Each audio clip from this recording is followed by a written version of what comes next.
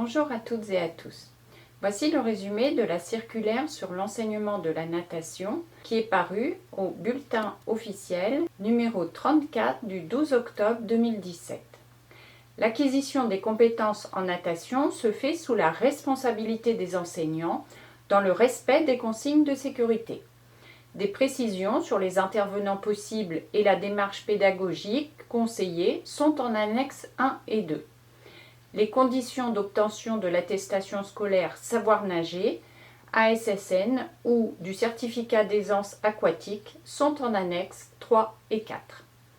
Voici les responsabilités. La natation scolaire nécessite un encadrement des élèves renforcé. L'enseignant peut être aidé par des intervenants agréés, professionnels ou bénévoles. Annexe 1. Une convention est passée entre l'IA-DASEN et la collectivité territoriale ou la structure responsable de l'établissement de bain qui précise les modalités du partenariat. Responsabilité des enseignants. La mission des enseignants est d'organiser leur enseignement et d'assurer la sécurité des élèves.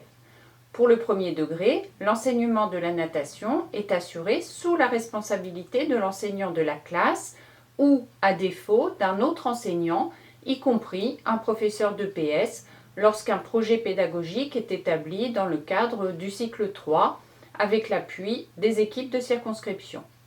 Pour le second degré, l'enseignement de la natation est assuré par l'enseignant d'EPS qui est responsable de la classe, comme pour toutes les activités d'EPS. L'enseignant veille à présenter les enjeux pédagogiques aux intervenants, professionnels ou bénévoles. Annexe 1. Il s'assure que l'organisation générale prévue est connue de tous, intervenants et accompagnateurs, et veille à son respect, particulièrement concernant la sécurité des élèves. La présence de personnel de surveillance et d'encadrement au cours de l'enseignement de la natation ne modifie pas la responsabilité des enseignants. En cas de dysfonctionnement ou de mise en danger des élèves, il leur intervient d'interrompre la séance. Responsabilité des intervenants professionnels ou bénévoles. Comme pour les enseignants, la responsabilité d'un intervenant professionnel ou bénévole encadrant des élèves durant le temps scolaire peut être engagée si celui-ci commet une faute à l'origine du dommage subi ou causé par un élève. L'article L. 911-4 du Code de l'éducation prévoit la substitution de la responsabilité de l'État à celle des membres de l'enseignement à l'occasion de dommages subis ou causés par les élèves. Au regard de la jurisprudence actuelle, les intervenants agréés par l'IA-DASEN qui sont en charge d'une activité sous la responsabilité des enseignants peuvent bénéficier des mêmes dispositions protectrices. Surveillance des activités de natation. La surveillance est obligatoire pendant toute la durée des activités de natation. La surveillance des baignades ouvertes gratuitement au public, aménagées et autorisées doit être assurée par du personnel titulaire d'un des diplômes prévus à l'article A 322.8 du Code du sport, titre de maître nageur sauveteur ou brevet national de sécurité et de sauvetage aquatique. La surveillance des établissements de baignade d'accès payant doit être garantie pendant les heures d'ouverture au public par du personnel titulaire d'un des diplômes conférant le titre de maître nageur sauveteur ou par dérogation et sur autorisation du préfet de département pour une durée limitée par du personnel titulaire du brevet national de sécurité et de sauvetage aquatique. Ces dispositions sont applicables à toute activité de natation impliquant des élèves, enseignement obligatoire, dispositifs spécifiques d'aide ou de soutien, activités pédagogiques complémentaires, accompagnement éducatif. Les surveillants de bassin sont exclusivement affectés à la surveillance et à la sécurité des activités, ainsi qu'à la vérification des conditions réglementaires d'utilisation de l'équipement et par conséquent ne peuvent simultanément remplir une mission d'enseignement. Ils sont qualifiés pour assurer les missions de sauvetage et de premier secours. Aucun élève ne doit accéder au bassin ou aux plages en leur absence. Voici les normes d'encadrement à respecter. Dans le premier degré, l'encadrement des élèves est assuré par l'enseignant de la classe et des intervenants agréés, professionnels ou bénévoles. Le taux d'encadrement ne peut être inférieur aux valeurs du tableau et doit être déterminé en fonction du niveau de scolarisation des élèves et de leurs besoins, mais aussi de la nature de l'activité. Groupe classe constitué d'élèves d'école maternelle. Moins de 20 élèves, 2 encadrants. De 20 à 30 élèves, 3 encadrants. Plus de 30 élèves, 4 encadrants. Groupe classe constitué d'élèves d'école élémentaire. Moins de 20 élèves, 2 encadrants. De 20 à 30 élèves, 2 encadrants. Plus de 30 élèves, 3 encadrants. Groupe classe comprenant des élèves d'école maternelle et des élèves d'école élémentaire. Moins de 20 élèves, 4 encadrants. De 20 à 30 élèves, 3 encadrants. Plus de 30 élèves, 4 encadrants. Dans le second degré, l'enseignement est assuré par le professeur d'EPS, responsable de la classe ou du groupe classe, comme pour toutes les activités d'EPS. Pour les classes de moins de 12 élèves, le regroupement de classes sur des séances communes est à privilégier en constituant un seul groupe classe. Conditions matérielles d'accueil.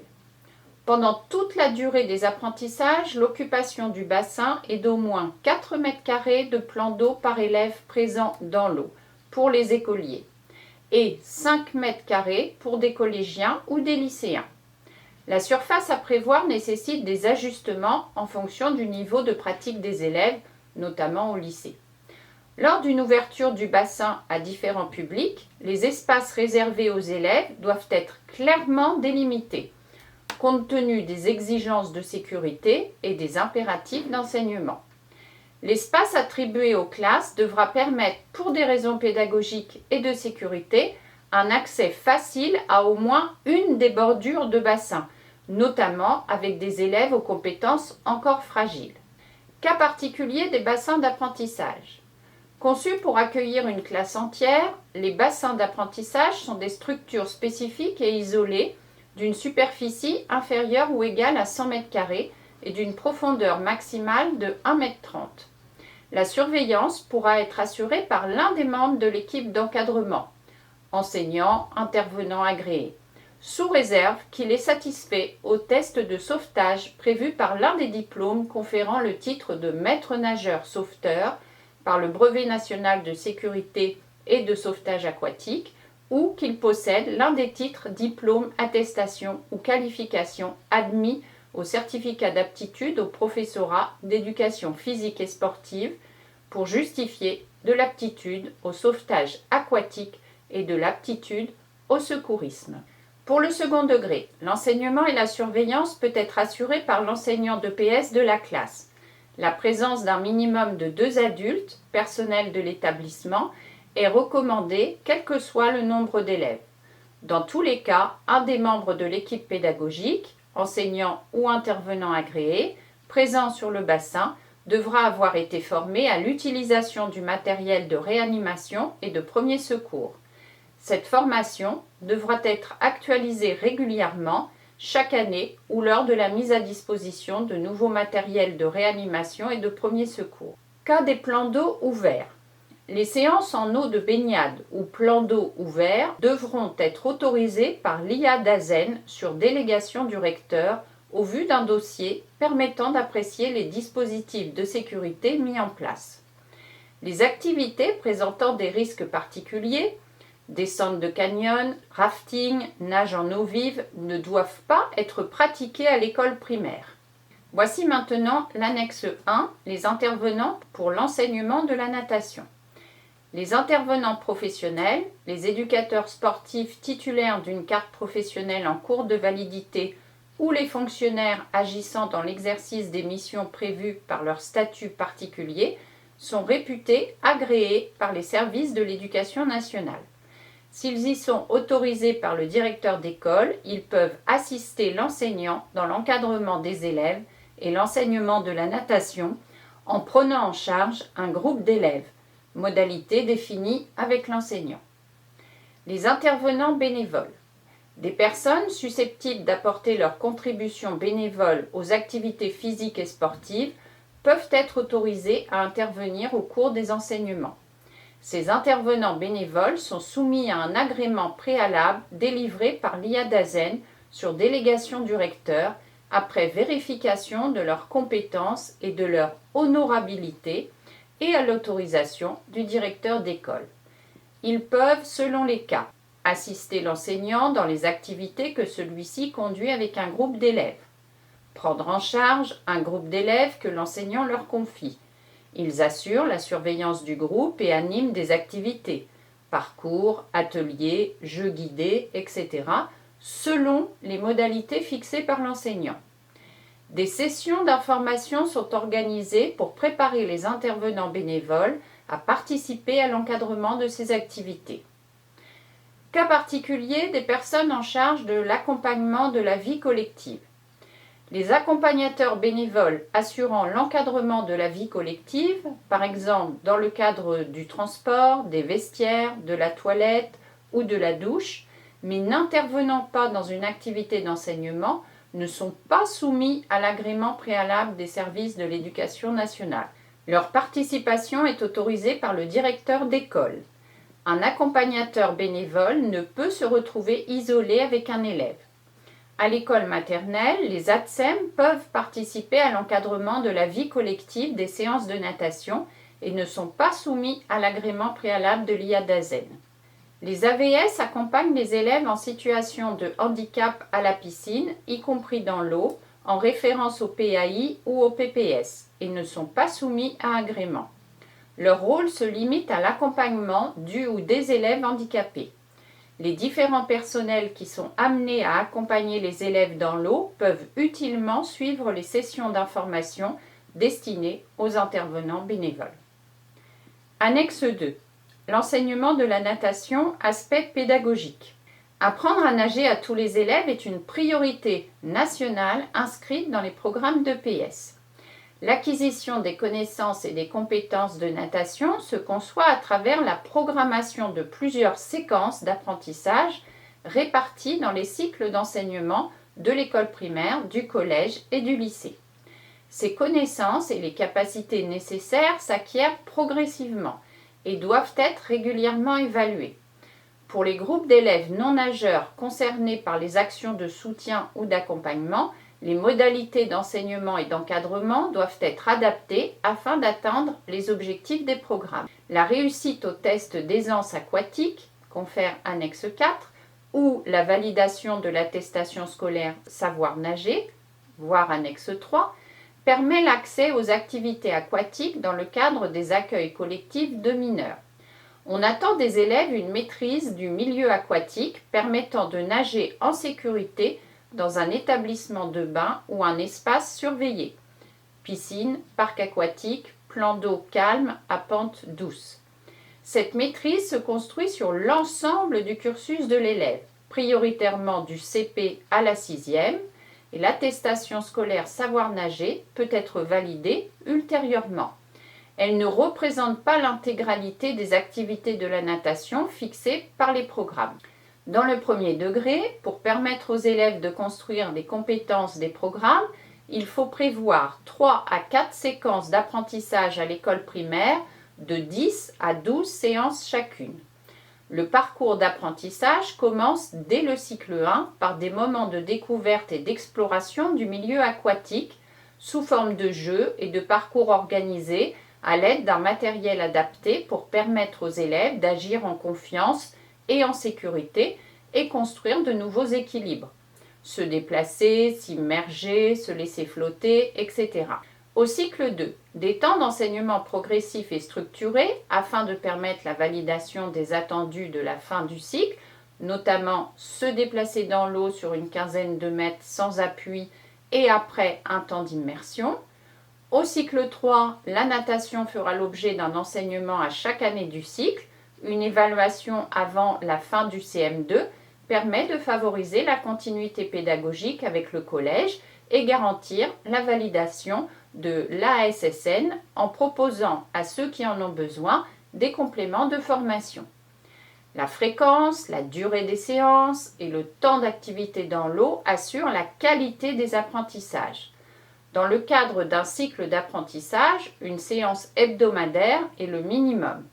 Des programmations plus resserrées, 2 à 4 séances par semaine, voire sous forme de stage sur plusieurs jours, peuvent répondre à des actions de soutien et de mise à niveau. Chaque séance dure 30 à 40 minutes de pratique effective dans l'eau. Dans le second degré, l'établissement met en place l'enseignement de la natation au regard des objectifs fixés par les programmes. Cet enseignement s'inscrit dans le projet pédagogique EPS et le projet d'établissement. Les modalités d'organisation et d'encadrement sont fixées par le chef d'établissement sur proposition de l'équipe pédagogique.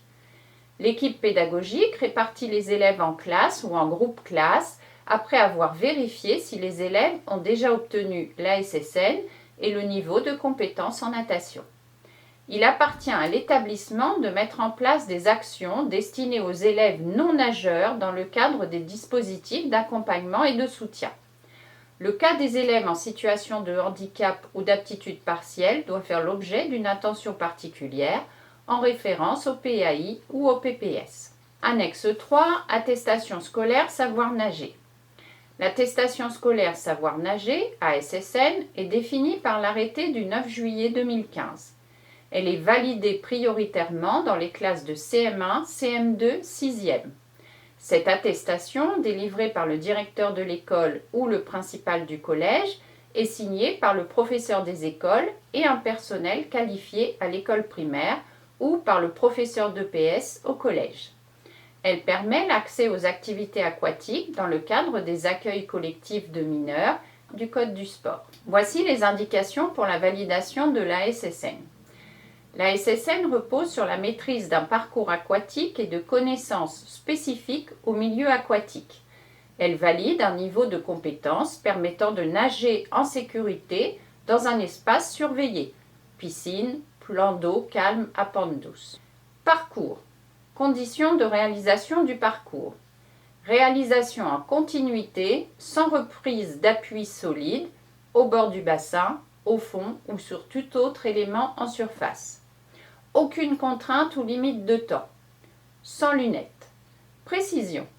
La hauteur du bord à l'entrée dans l'eau doit être comprise entre 0 et 80 cm.